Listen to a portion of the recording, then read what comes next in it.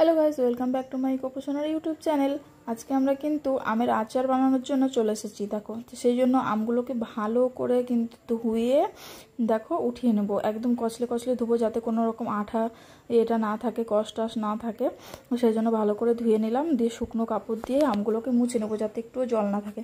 তারপরে দেখো টুকরো টুকরো করে কেটে নেব। যে কাটা হয়ে গেলে লবণ হলুদ দিয়ে মাখিয়ে ছাদে 2-3 দিনের জন্য, মানে 2-3 দিন রোদ্দুরে দিতে হবে। তারপরে মশলা করে নেব, শুকনো লঙ্কা, মেথি, মৌরি, জিরে, এগুলো সব মশলা গুঁড়ো করে এটা যখন 3-4 দিন আমটা যখন হয়ে যাবে, 4 দিন যখন আমটা শুকিয়ে যাবে, তারপরে দেখো তেল গরম করে শুকনো লঙ্কা দিয়ে একটু কালো জিরে দিয়ে আমগুলোকে হালকা হালকা ভাজা ভাজা করে নিয়ে একটু লবণ দিয়ে দেবো। তারপরে এই মিক্সিতে গুঁড়ো করা মশলাটা দেখো দিয়ে দেবো, দিয়ে হালকা হালকা করে নাড়তে থাকবো। দিয়ে নাড়তে নাড়তে দেখো মোটামুটি হয়ে যাবে।